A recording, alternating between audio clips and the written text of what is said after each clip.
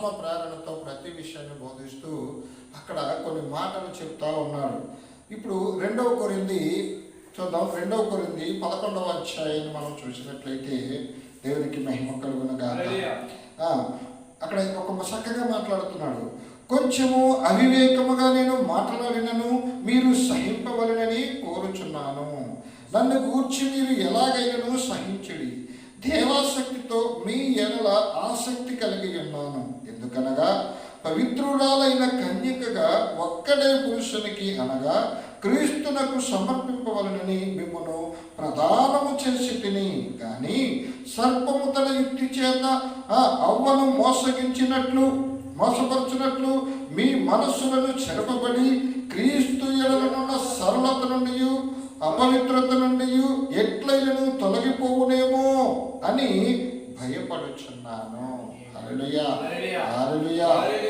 పిల్లరా, మనం ఆలోచన చేసినట్లయితే ఎంతో భారముతో, హల్లెలూయా, ఎంతో భారముతో వాక్యాన్ని బోధిస్తూ విశ్వాస జీవితంలో పిల్లలందరినీ కూడా ఆయన బలముగా కట్టుకుంటూ వస్తా ఉన్నాడు. అయినప్పటికీ ఆయన విశ్వాస జీవితంలో ఉన్నటువంటి విశ్వాసులను చూసి ఆయన భయపడే పరిస్థితి వస్తా ఉంది. ఎందుకు భయపడుతున్నాడు? ఎంతో కష్టపడి భారముతో వాక్యాన్ని బోధించి ఆత్మ ప్రత్యక్షతను మీకు అనుగ్రహించి మీ విశ్వాస జీవితాన్ని నేను కట్టుకుంటూనే వస్తా ఉన్నాను. అయినప్పటికీ ఈ లోకంలో ఉన్నటువంటి మీరు ఈ లోక ప్రభావము మీ మీదకి వచ్చి, ఈ లోకంలో ఉన్నటువంటి లోక ప్రభావము ఏదో ఒక విధము చేత మిమ్మల్ని ఆకర్షించి ఈ లోకములోనికి మిమ్మల్ని పడవేస్తుందేమోనని నాకు భయంగా ఉంది. నేను ఎంత ఆత్మ సంబంధంగా మిమ్మల్ని బోధించిన, ఎంత ఆత్మ సంబంధంగా కట్టినా, ఇదిగో మీరు లోకంలో అటు ఇటు మీ పనులను చూసుకుంటూ వెళుతూ వస్తున్నప్పుడు ఈ లోకము ఆకర్షించి మిమ్మల్ని పాపంలోనికి లాగేస్తుందేమో అని భయంగా ఉంది. ఎందుకంటే ఆ కన్యకగా ఉన్న మిమ్మను, పవిత్రురాలుగా ఉన్న మిమ్మను ఒక్కడే పురుషుడైన యేసు క్రీస్తుకి నేను మిమ్మల్ని ప్రదానం చేశాను. అయినప్పటికీ కూడా మిమ్మల్ని చూస్తే నాకు భయం వేస్తుంది. ఎందుకు భయం వేస్తుంది అంటే ఆదిలోనే ఇక్కడ చెప్తా ఉన్నాడు, సర్పము తన యుక్తి చేత అవ్వను మోసపరుచున్నట్లు మీ మనస్సులను చెరపబడి క్రీస్తు ఎడలనున్న సరళత నుండి పవిత్రత నుండి ఎట్లైనను తొలగిపోయి. చూడండి, ఆదిలో మనము చూసినట్లయితే ఆ ఏదెని తోటలో ఆదాము అవ్వలు తప్ప మరొకరు ఎవరు అక్కడ లేరు. అలాంటి సందర్భంలో కూడా ఆ దుష్టుడైన అపవాది ఇదిగో సర్పములో ప్రవేశించి దేవుడు చేసిన భూజంతువులన్నిటిలో యుక్తి కలదైనటువంటి ఆ సర్పము దుష్టుడు ఏం చేసిన ఆ సర్పమును వశపరుచుకుని ఆ సర్పములో నుండి మాట్లాడుతూ మానవ స్వరంలో మాట్లాడుతూ అవ్వను ఏ విధంగా మోసగించాడు. చూడండి, అవ్వ ఆ రోజున అవ్వే మోసపోయింది అంటే అది చాలా మనం ఆలోచించాల్సిన విషయం. ఎందుకు అంటే ఇదిగో ఈ ప్రకృతిలో ఈ సృష్టిలో ఆదాము అవ్వ తప్ప అక్కడ మరొకరు కనబడటం లేదు. అంతేకాదు దేవుడు ప్రతిరోజు తన పిల్లల దగ్గరికి వచ్చి వాళ్ళతో మాట్లాడి ప్రతిరోజు చక్కగా ఆనందంగా బ్రతికేవారు. దేవుడే రోజు పిల్లల దగ్గరికి వచ్చి మాట్లాడుతున్నటువంటి సందర్భంలో అలాంటి సందర్భము కలిగి ఉన్నప్పుడే, అలాంటి ఆత్మను కలిగి ఉన్నప్పుడే, అలాంటి మహిమను కలిగి ఉన్నప్పుడే దుష్టుడు ఏదో ఒక విధము చేత ఆ అవ్వను ఏ విధంగా మోసం చేశాడో ఈ రోజు కూడా అదే నాకు భయం వేస్తా ఉంది. ఎందుకంటే ఆ రోజున్న మహిమ ఈ రోజు లేదు, ఆ రోజున్న ప్రభావం ఈ రోజు లేదు. ఆ రోజు దేవుడు ప్రతిరోజు వచ్చి మాట్లాడుతూ ఉన్నాడు. ఈ రోజు వారానికి మీరు వస్తే ఒకసారి 2 సార్లు మాత్రమే, ఒక పూట మాత్రమే, 2 పూటలు మాత్రమే వస్తా ఉన్నారు. ఇంట్లో సమయం అంతా లోకంలోనే గడుపుతున్నారు. ఈ లోక ప్రభావం మీ మీదకి వస్తుందేమో, ఈ లోకంలో ఉన్నటువంటి ఈ ప్రభావం చేత మీరు ఆకర్షితులై క్రీస్తు ఆత్మకు మీరు దూరం అయిపోతారేమో అని నాకు భయం వేస్తూ ఉంది. ఎంతో వేదన చెందుతూ ఉన్నాను.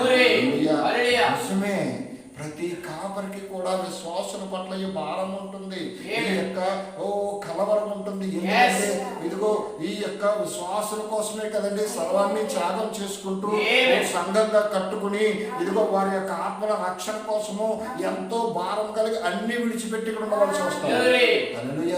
అన్నిటినీ త్యాగం చేసి తిని తినక పస్తులుండి అప్పులుండి అవసరాలుండి ఇబ్బందులు పడుతున్నా సరే సంఘం కోసము కనిపెట్టుకుని ఆ సంఘంలో ఉన్న ఆత్మల కోసము ఎంతగా ప్రాకులాడుతున్న వ్యక్తికి ఆ బిడ్డలు ఇదిగో లోకంలో పడి ఇదిగో లోక ప్రభావం చేత మోసగించబడుతున్నారు అంటే వేదన ఉండదా, మరి భారం ఉండదా? కాబట్టి ప్రియులారా ఒక్క క్షణం మనం ఆలోచించినట్లయితే వాక్యాన్ని బట్టి మనం పరిశీలన చేసినట్లయితే ప్రియులారా ఆదిలోనే అవ్వ మోసపోయింది. ఈ రోజు సంఘం మోసపోవడం పెద్ద పని కాదు, పెద్ద పని కాదు.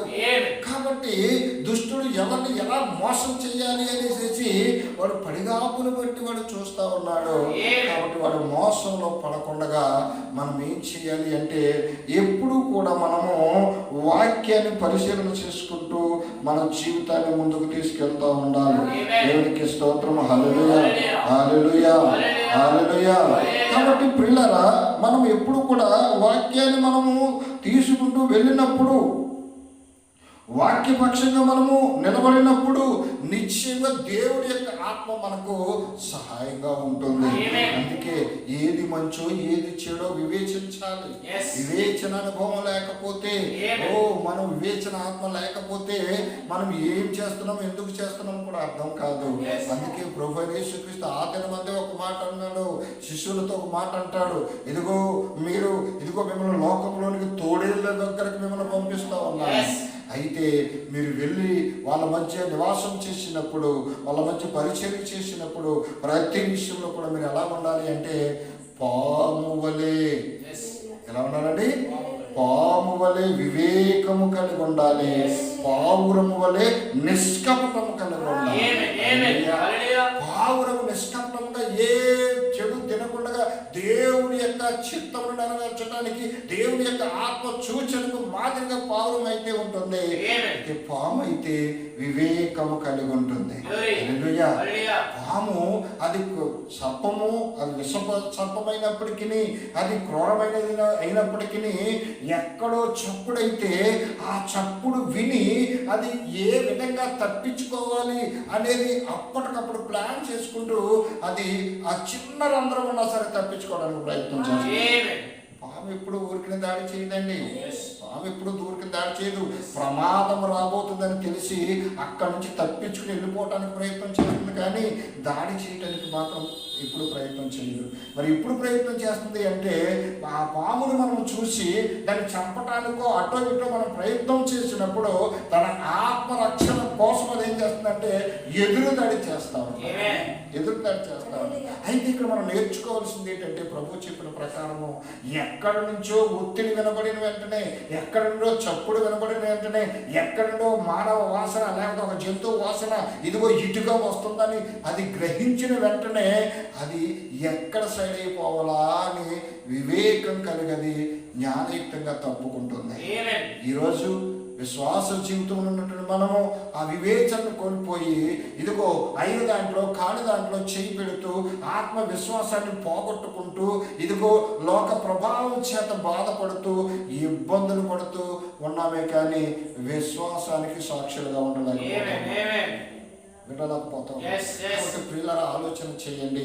ఎందుకంటే ప్రభు మన కోసం చెప్పిన ప్రతి మాట కూడా నువ్వు ఎప్పుడైతే విని వివేచించి నువ్వు జీవించడం ప్రారంభిస్తావో ఈ లోకములోను ఇహలోకమందు పరలోకమందు కూడా నీ యొక్క జీవాన్ని నువ్వు కలిగి ఉంటావు.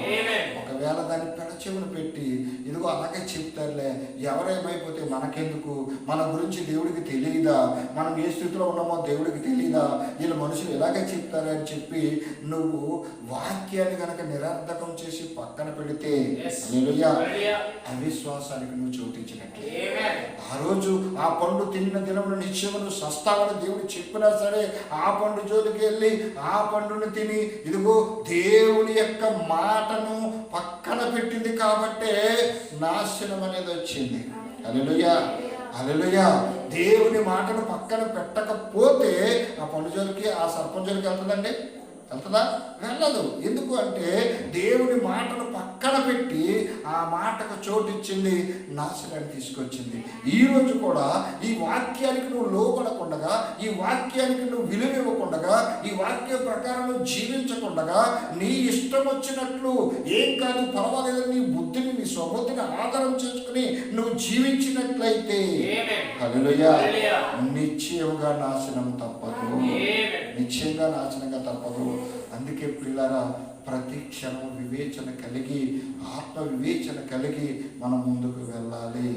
మనం అడుగడుగున అడుగడుగున మన విశ్వాసాన్ని కాపాడుకుంటూ ఉండాలి. మనం లోకంలో ఉన్నాము. ఈ లోక ప్రభావం మన మీదకి రాకుండా ప్రతి క్షణము మనలను మనము కాపాడుకోవడానికి ప్రయత్నం చేస్తూనే ఉండాలి. ఎందుకంటే ప్రతి క్షణము మన మీద దాడి చేయటానికి శత్రువు మన పక్కనే పొంచి ఉన్నాడు. కాబట్టి ఆ శత్రువు యొక్క ఎత్తులను పసిగట్టి అవి చిత్తు చేసి ఇదిగో దేవుని యొక్క శక్తిని చూపించడానికి సంపూర్ణమైన పరిపూర్ణమైన విశ్వాసంలో మనం కట్టబడితే తప్ప మన వల్ల కాదు. కాబట్టి అలాంటి విశ్వాసం మనం కలిగి ఉండాలని ఇదిగో ఎంతో ప్రతిభలు చెప్తున్నాడు. ఆ మొదటి మాట చూడండి, చక్కగా ఏం చెప్తున్నాడండి? కొంచెము ఆసక్తితో హల్లెలూయా వినండి. మీరు ఎలాగైనా నన్ను సహించుకోండి.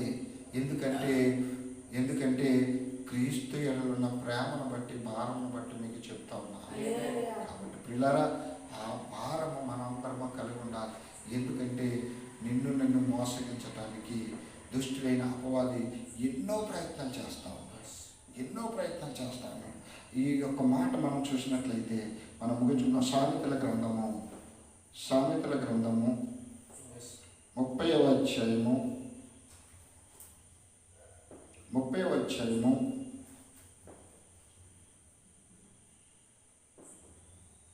18వ వచనం నుంచి చదువుతున్నాం చూడండి. నా బుద్ధికి మించినవి 3 కలవు, నేను గ్రహింపలేనివి 4 కలవు. అవి ఏమనగా అంతరిక్షమున పక్షిరాజు జాడ, బండ మీద సర్పము జాడ, నడి సముద్రమున ఓడ జాడ, కన్యకతో పురుషుని జాడ. హల్లెలూయా. ఇప్పుడు ఆ ఏదెనులో అమ్మను మోసగించినటువంటి అదే దుష్టుడు లోకములో ఎలా తిరుగుతున్నాడంటే ఏర్పరచబడిన వారిని సహితం మోసపరచటానికి ఇప్పుడు ఎలా తిరుగుతున్నాడు? బండ మీద సర్పము జాడ. బండ మీద సర్పము జాడ. ఎందుకు అంటే పిల్లరా, ఈ బండ మీద సర్పము ఒక ఎత్తైన కొండ లాంటిది ఉంది. దాని మీద నుంచి నడుచుకుంటూ సర్పం వెళ్ళిపోతే దాని తోవను మనం పట్టుకోగలుగుతామా? పట్టుకోలేము. దాని జాడను మనం పట్టుకోలేము. అలాగనే నీటిలో ఒక వాడ నడుస్తున్నప్పుడు వెళ్ళిపోతూ ఉన్నప్పుడు మళ్ళీ నీళ్ళు కలిసిపోతూ ఉన్నాయి. దాన్ని జాడను పట్టుకోగలమా? పట్టుకోలేము. అలాగే విశ్వాస జీవితంలో ఉన్నటువంటి మనం తీసుకున్నట్లయితే ఆ బండేమో కాదు, యేసు క్రీస్తు యొక్క జీవము కలిగిన సంఘమై ఉన్నది. ఆ సంఘములో చూడండి, దుష్టుడైన అపవాది ఏం చేస్తా ఉన్నాడంటే జాడ తెలియకుండా తిరుగుతా ఉన్నాడు. జాడ తెలియకుండా తిరిగి ఏం చేస్తా ఉన్నాడంటే ఆ విశ్వాసంలో దూరి ఈ విశ్వాసం నుంచి ఆ విశ్వాసకి వెళ్తాడు, ఆ విశ్వాసం ఎక్కడికి వెళ్తాడు, ఈ కుటుంబం నుంచి ఆ కుటుంబంకి వెళ్తాడు, ఈ సంఘం నుంచి ఆ సంఘంకి వెళ్తాడు, ఈ సేవకుల నుంచి ఆ ఇలా దూరి గలిమిని గందరగోళం చేసి గొడవలు పెట్టి వాళ్ళ విశ్వాసాన్ని కోల్పోయి నిస్సహాయ స్థితికి వచ్చి చివరికి దుష్టుడు ఏది చెప్తాడు చేసే పరిస్థితి దిగజారి పనులు చేస్తా ఉన్నాడు. అందుకనే కదా ఈరోజు ఏ సంఘంలో చూసినా సమాధానం లేదు, ఏ కుటుంబంలో చూసినా సమాధానం లేదు. ఓ తల్లికి పిల్లకి పడకుండా రకరకాలైనటువంటి పరిస్థితులు ఎందుకు జరుగుతున్నాయంటే దేవుని యందు స్థిరత్వం లేకపోవటం వలన, దేవుని ఆత్మను మనము కలిగి ఉండకలేకపోవటం వలన ఆ దుష్టుడు చోటు చేసుకుని వాడు జాడ తెలియకుండా మనకు తప్పులు పెట్టి మన విశ్వాసాన్ని పాడు చేస్తూ దేవునికి భారీగా ఉండకుండా మనం దిగజారు చేస్తూ ఉన్నాడు. కాబట్టి ప్రతి క్షణము మనము చాలా జాగ్రత్తగా ఉండాలి. ప్రతి విషయంలో తన కృపను పట్టుకొని మనం ముందుకు వెళ్ళడానికి ప్రయత్నం చేయాలి. మన విశ్వాసాన్ని కాపాడుకుంటూ ఆయన మన మీద ఇచ్చిన నమ్మకాన్ని ఒంగు చేయకుండా నిలబెట్టి నిశ్చయంగా దీవించబడే వాళ్ళగా మనం ఉండాలి. కాబట్టి ప్రియులారా, అలాంటి పరిస్థితులు మనం అందరం ఉండాలని ఆశిస్తూ ఈ మాటలు ముగిస్తా ఉన్నాను. దేవునికి స్తోత్రము. హల్లెలూయా.